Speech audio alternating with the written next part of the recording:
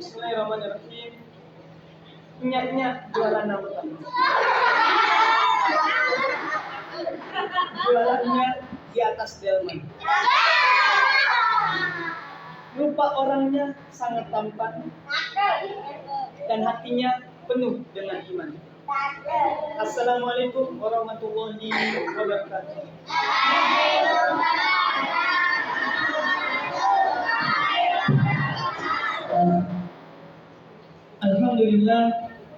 Alhamdulillahilladzi arsala rasulahu bil huda wa dinil haqq liyudhhirahu 'ala dini kulli wa kafa billahi shahida. Asyhadu an la ilaha illallah wa asyhadu anna Muhammadan abduhu wa rasuluh. Allahumma inna nas'aluka ilman nafi'an wa rizqan thayyiban wa 'amalan mutaqabbala. Rabbi ishrah li sadri wa yassir li amri wahlul 'uqdatam min lisani yafqahu qawli. Amma ba'du. Kaifa halukum?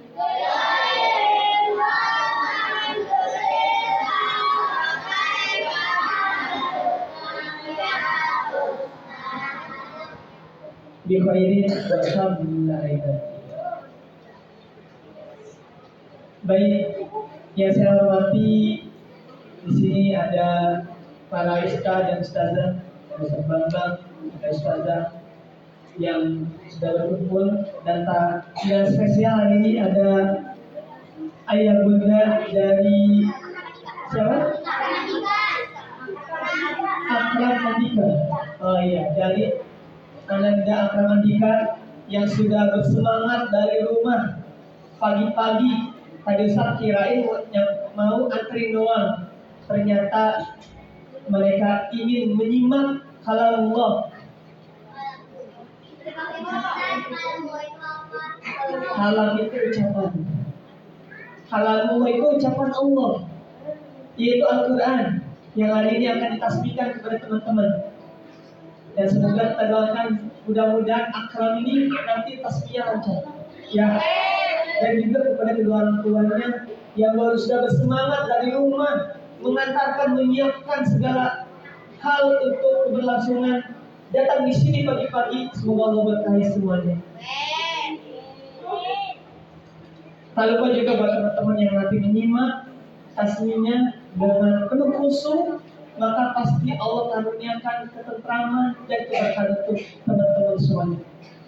Pertama-tama, mari kita panjatkan puji dan syukur kehadirat Allah Subhanahu wa taala yang di hari yang berkah diawali dengan rintik hujan yang semakin lama semakin besar. Lumayan, Ustaz juga tadi agak basah, tapi sekarang udah agak kering. Yang ini semua adalah bagian daripada rahmat Allah, teman-teman.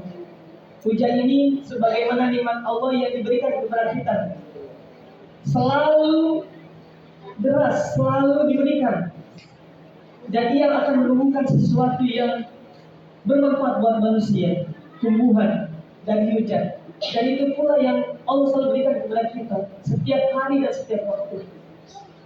Dan tak lupa setelah kita bersyukur, mari kita bersalawat kepada teladan kita baginda Rasulullah Sallallahu Alaihi Wasallam, juga kepada keluarganya serta para sahabatnya, dan mudah-mudahan kita termasuk umatnya yang Allah karuniakan kemampuan dan keistiqomahan dalam menghadirkan apa yang beliau contohkan.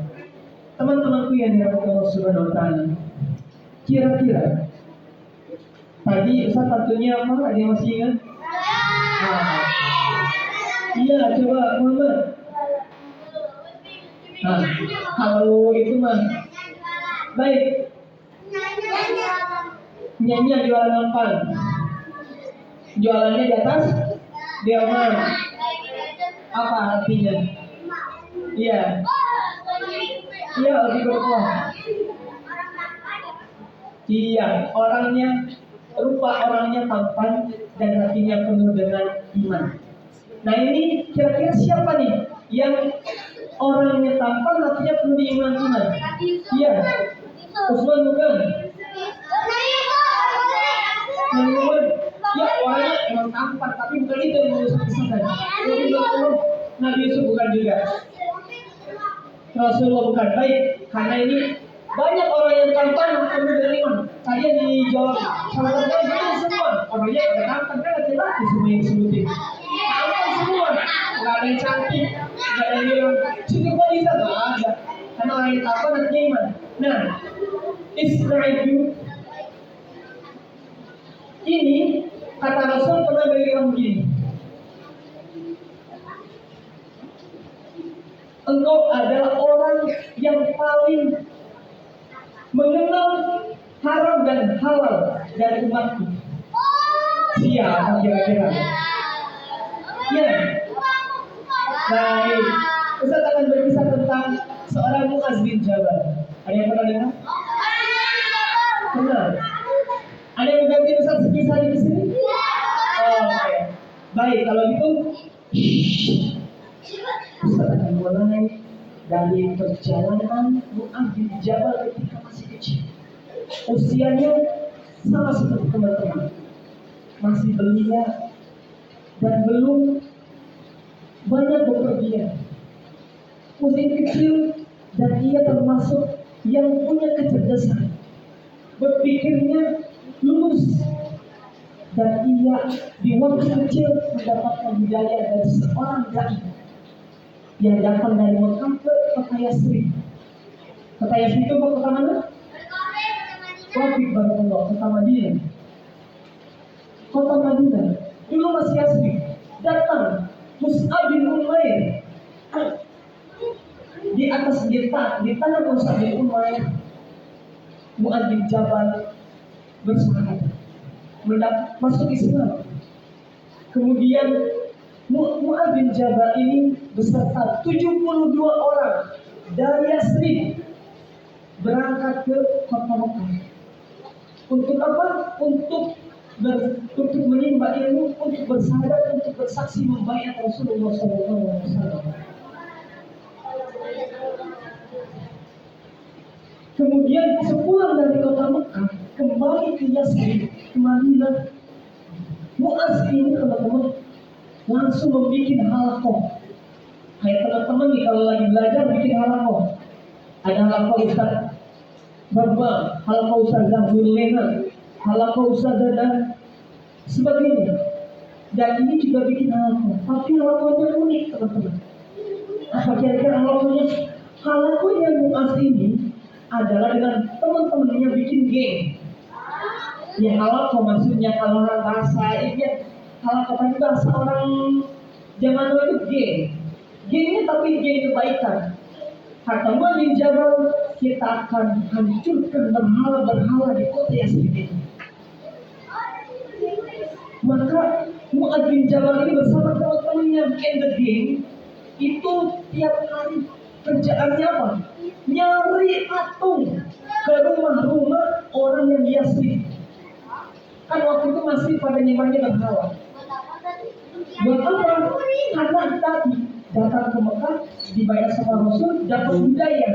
Bahkan ketika Yasrib, oh ini salah, yang bawa kok berhala. Makanya Muaz bin Jabal and the gang setiap malam itu mencari patung untuk dibuang, bukan dihancurkan, dibuang. Nah pada malam itu Muaz bin Jabal and the gang itu nyari patung. Ketika sudah dapat patungnya dilemparkan ke tong sampah, ke tempat sampah. Patungnya dilempar. Pada pagi harinya ada seorang pembesar dari Bani Salamah, yaitu namanya Abu Amr al-Jamus. Amr al-Jamus itu nyari patung. Patungnya kemana? Dia cari di rumahnya tidak ada, cari di tempat-tempat di luar rumahnya itu tidak ada, sampai keliling akhirnya ketemu di tempat sampah. Ketemu di tempat sampah, banyak di salah satu, bukan patung aja doang, banyak kan yang lain juga diambil. Itu Al-Jamus langsung marah, celaka ini. Siapa yang melakukan ini? Berani-beraninya mengambil Tuhan saya. Maka Al-Jamus ini mengambil Tuhannya. Dia dari patung, dibuat patungnya juga dari kayu yang kalau sekarang jati yang dia terbaik, kemudian dikasih pakaian sutra. Ini barang mahal. Tiap pagi apa? Dilumurin parfum. Dilumurin parfum tiap pagi biar wangi. Dan selalu sampai berkata, kalau saya tahu siapa yang melakukan ini, saya akan buat perhitungan. Perhitungan tahu nggak? Perhitungan itu apa namanya istilahnya? Perjanjian, atau kalau orang marah biasanya langsung tarung, langsung berantem, langsung dimarahin, diajak gelut kalau orang sudah bilang, diajak berantem. Kalau tahu nih akan buat perhitungan kata Aljanus. Akhirnya dibawa pulang, dimandiin, dibersihin, dibajuin lagi, parfumin lagi, harum lagi, taruh lagi di tempatnya. Sore sudah tiba, Aljanus ini tidur sama yang lain. Yang lain pun pada tidur malam. Kan kalau tidur, kalau malam kan tidur. Sudah pada malam. Ini Mu'adz bin Jabal and the gate kembali beraksi. Mereka mengintip-intip, mencari-cari di setiap rumah patung-patung yang bisa mereka ambil, dan kembali diambil, dibuat ke tempat sama yang sama. Pagi harinya Aljanus, pembesar dari kaum Bani Salamah ini, mendapati Tuhannya sedang tidak ada. Dia kembali marah mencari dan didapati ada di sana lagi, di tong sampah yang sehari sebelumnya dia dapatkan. Marah besar Aljanus, lebih marah daripada sebelumnya. Dibawa lagi, dikasih pakaian lagi, dimandikan lagi, dibersihkan, kemudian dikasih minyak lagi, lalu disimpan lagi. Hal ini berulang kembali beberapa kali seperti ini, sampai akhirnya setelah terakhir dia dapatkan lagi ini. Aljanus mencari lagi, mendapatkan. Kali ini Aljanus ambil pedang. Pedangnya dibawa, diambil, kemudian ditaruh di patungnya dia, Tuhannya dia. Jadi ambil pedang itu kalau orang yang bawa pedang di mana sebenarnya? Di sini ya. Nah, sini. Ditaruh di sini. Iya, ditaruh di sini. Dikaitkan. Kan nggak bisa pegang Tuhannya. Jadi dikaitkan. Sama Aljanus dikaitkan nih. Kata Aljanus kepada Tuhannya, demi Allah, aku tidak tahu siapa yang melakukan ini padamu. Jika dia melakukan lagi, maka jika engkau memiliki kebaikan, maka belalah dirimu, karena pedang sekarang sudah berada padamu. Sudah dikasih pedang, jadi suruh bela diri. Hingga akhirnya di hari berikutnya Mu'adz bin Jabal yang gede melakukan lagi hal yang sama, dan diambillah pedangnya, kemudian dikaitkan dengan bangkai seekor anjing dan dengan berlumuran kotoran, kemudian dibuang di tempat yang sama beserta tadi bangkai anjing. Besoknya Aljanus seperti sebelumnya mencari dan dapatkan sampai ketemu di tong sampah itu. Kata Aljanus, demi Allah, jika engkau adalah Tuhan yang memiliki kebaikan, maka engkau tidak akan pernah berada di sumur bersama bangkai anjing yang ada sekarang. Maka setelah hari itu Aljanus, pembesar dari kota Yasrib dari Bani Salamah, masuk Islam. masuk Islam. Kenapa? Karena Tuhannya tidak bisa membela dirinya. Diikat dengan kotoran, dengan bangkai anjing, dibuang. Kalau dia bisa membela dirinya, dia tidak akan ada di situ. Itu namanya akal. Akhirnya Al-Jamsi dapat hidayah. Dia masuk Islam. Teman-teman yang terus berbahagia. Ketika Rasulullah SAW hijrah ke Yasrib, kan dari Mekah hijrah ke Yasrib, jadi muhajir. Maka Mu'adz bin Jabal ini selalu mengikuti Rasulullah SAW. Kemana Rasulullah berjalan, Mu'adz membayangi. Seperti teman-teman kalau jalan ada bayangan yang begitulah. Mu'adz selalu ikut bersama Rasulullah, belajar Al-Quran dari Rasul, belajar ilmu syariat Islam, dan hingga beliau termasuk yang terdepan dari para sahabat yang memahami syariat Al-Quran, syariat Islam. Hingga ada suatu cerita kisah dari Yazid ketika dia seorang ulama, ketika dia pergi ke masjid Damaskus dari masjid Hims, pergi ke masjid, dan beliau mendapati orang-orang sedang bertanya kepada seorang pemuda yang rambutnya ikal. Ya, ikal itu namanya keriting. Rambutnya keriting, kayak Muhammad keriting, itu namanya rambutnya ikal.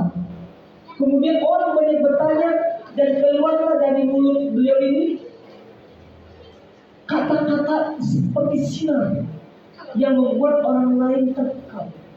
Ketika orang ini bertanya kepada seseorang, siapakah anak muda itu? Dijawab, katanya, Mu'adz bin Jabal.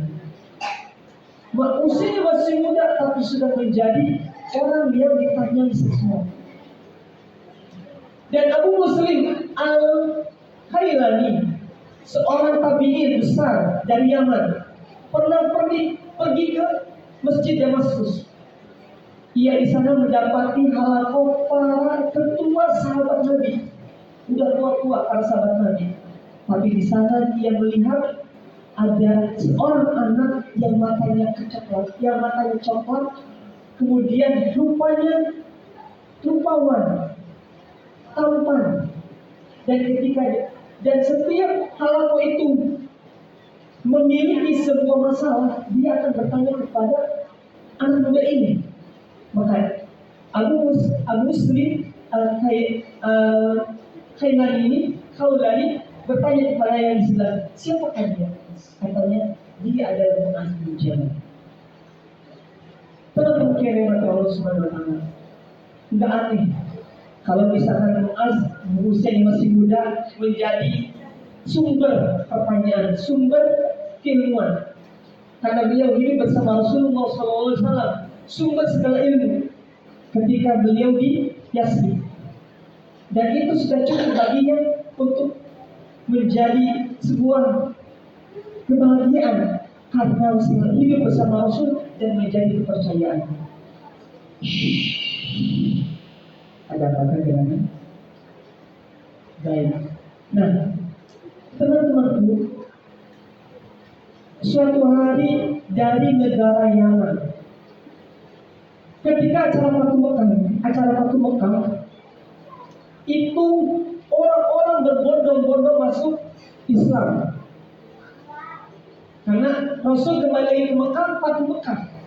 Orang-orang berbondong-bondong masuk Islam. Maka ketika semua orang banyak yang masuk Islam, Rasulullah SAW meninggalkan sahabatnya di sana untuk mengurus, karena orang-orang belum paham agama. Dan di antaranya adalah Mu'adz bin Jabal yang ia juga disimpan di Mekah untuk mengajarkan Al-Quran. Karena Mu'adz bin Jabal ini di antara 5 orang yang ia mengumpulkan Al-Quran ketika zaman Rasulullah SAW. Teman-teman yang dirahmati Allah Subhanahu wa Ta'ala, enggak berselang lama setelah Mu'adz tinggal di Mekah mengajarkan dari negara Yaman ada yang meminta kepada Al-Faruq. Siapa Al-Faruq? Adik saya. Iya, adik saya, betul. Al-Faruq adiknya Al-Fahmi. Al-Faruq ini sebutan buat siapa? Umar bin Khattab. Ketika zaman Khalifah Umar bin Khattab, negara dari Yaman ini minta ke Rasul. Kalau dari Yaman minta ke Rasul, kalau dari yang minta ke Umar Al-Faruq itu dari Syam. Ustaz singkat, yang minta ke Rasul Ustaz sedikit karena tadi 20 menit katanya. Tapi berapa? Umar bin Khattab. Iya, itu kan panggilannya Al-Faruq. Nah, ketika meminta ke Rasul, kalau meminta ke Rasul, Rasul salah langsung delegasikan orang-orang yang pernah menghafal Al-Quran. Di antaranya dari Mu'adz bin Jabal. Dan Mu'adz bin Jabal ini menjadi ketua iklan. Apa itu? Oke, siap. Baterainya habis. Baik, suara saya terdengar?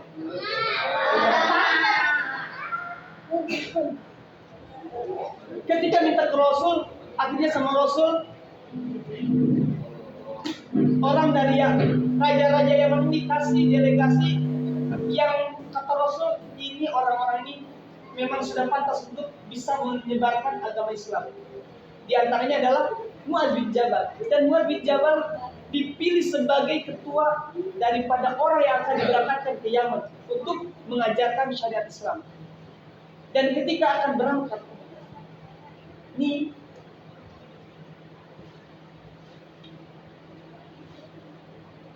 Mu'adz ini di atas kuda, di atas tunggangannya Mu'adz. Rasul ini sengaja keluar nganterin Mu'adz. Rasul jalan, Mu'adznya di atas kuda. Sambil berjalan, Rasul ini sebelum membiarkan Mu'adz berangkat ke Yaman, kata Rasul, Mu'adz,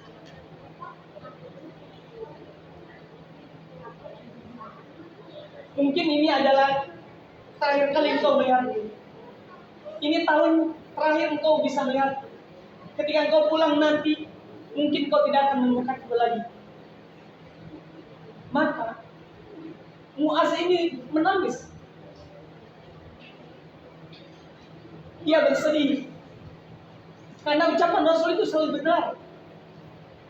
Rasul sudah ada firasat bahwa sepulangnya nanti Mu'adz dari Yaman untuk mengajarkan ilmu syariat, tidak akan lagi berjumpa dengan Rasul yang kalau beliau menatap Rasul bahagia.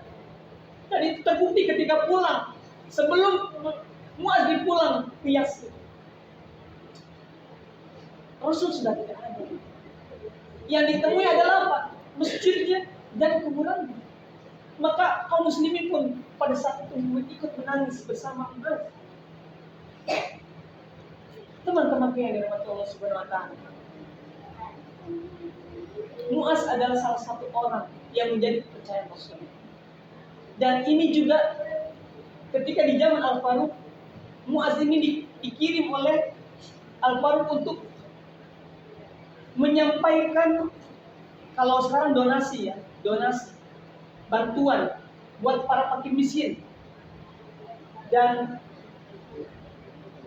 ketika menyampaikan bantuan itu dari orang-orang kaya, pas pulang ke rumahnya, dia hanya membawa kain penutup pelana. Pelana itu apa namanya? Untuk yang unta itu. Iya, betul, untuk diuntak bentuknya. Pulang dengan itu.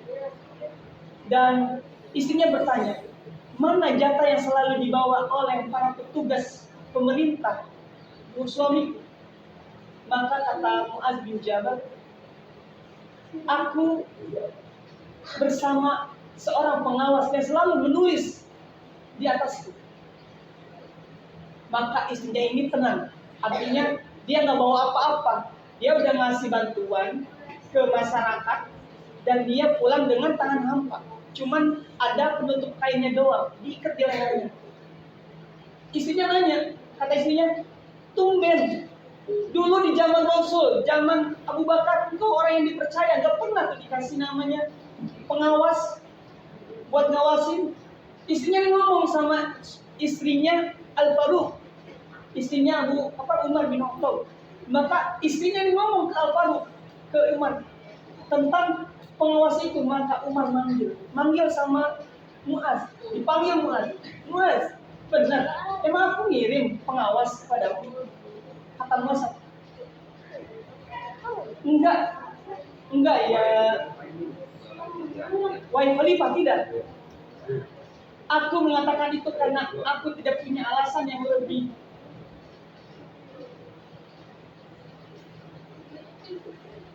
bisa mendiamkan istriku dibanding itu. Maka Umar ketawa.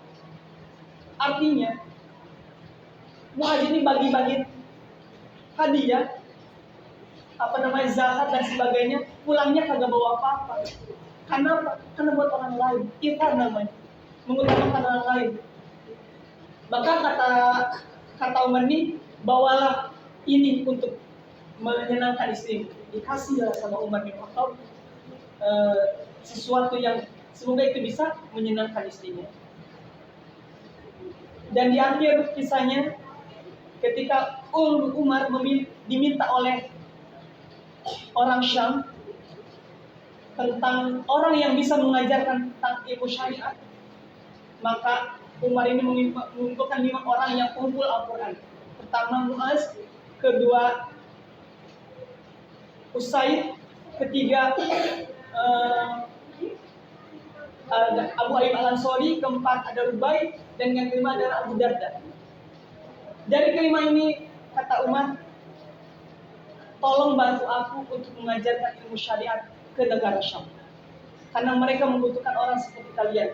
Silakan diundi dari kelima kalian untuk berangkat 3 orang ke sana. Kata mereka, buat apa diundi, wahai Amirul Mukminin? Ubay kan lagi sakit. Kemudian Abu Ayyub Al-Ansari udah tua. Jadi cukuplah kita aja yang bertiga. Muaz, kemudian siapa? Abu Darda, sama lagi satu lagi ada sahabatnya. Usaid. Maka akhirnya berangkatlah mereka, kata Umar, pergi dulu ke Him, kemudian ke Damaskus, lalu yang terakhir dari Palestina. Tinggal di Him, kemudian lihat situasinya, tinggalkan 1 orang di sana, lalu pergi ke Damaskus, kemudian nanti di sana tinggallah 1 orang, lalu terakhir di Palestina. Maka ketika sudah sampai di Him, di sana Abu Darda mengajarkan ilmu syariat di sana. Kemudian di Damaskus itu adalah yang kedua, Usaid di Damaskus, dan yang terakhir adalah di Palestina. Muaz bin Jabal di Palestina. Qadarullah, di Palestina sedang terjangkit penyakit. Dan ketika penyakit itu menimpa pada Muaz bin Jabal, dia mengetahui ajalnya udah gak lama, maka dia selalu mengucap, selamat datang kematian, selamat datang para hadirin yang tidak hadir sebelum kehadiran, selamat datang kerinduan kepada orang yang dirindukan. Ini selalu berulang begitu, selamat datang kematian dan sebagainya. Sampai akhirnya ketika sudah merasa dekat, ia menatap ke langit dan berkata, ya Allah, sesungguhnya Engkau tahu, aku bukan mencintai dunia dan seisinya untuk menanam dan mengalirkan sungai. Aku hanya butuh untuk mengisi kehausan dari terik matahari dan untuk berkumpul bersama ulama-ulama di ahli zikir. Maka terimalah jiwaku dengan keimanan sebagaimana Engkau terima orang-orang yang beriman. Ini adalah doa di penghujung hayatnya, dan setelah itu terlepaslah usia Mu'adz bin Jabal dari jiwa ini. Teman-teman yang dirahmati Allah Subhanahu wa Ta'ala, pelajarannya adalah bagaimana semangat seorang Mu'adz bin Jabal dalam usia yang sama seperti teman-teman itu bisa teman-teman lakukan dan ambil pelajarannya, dan semoga teman-teman bisa menjadi Mu'adz bin Jabal berikutnya yang bermanfaat untuk umat ini di usia muda teman-teman. Demikian dari Ustaz, mohon maaf karena lebih dari 20 menit. Kurang lebihnya mohon dimaafkan. Wassalamualaikum warahmatullahi wabarakatuh.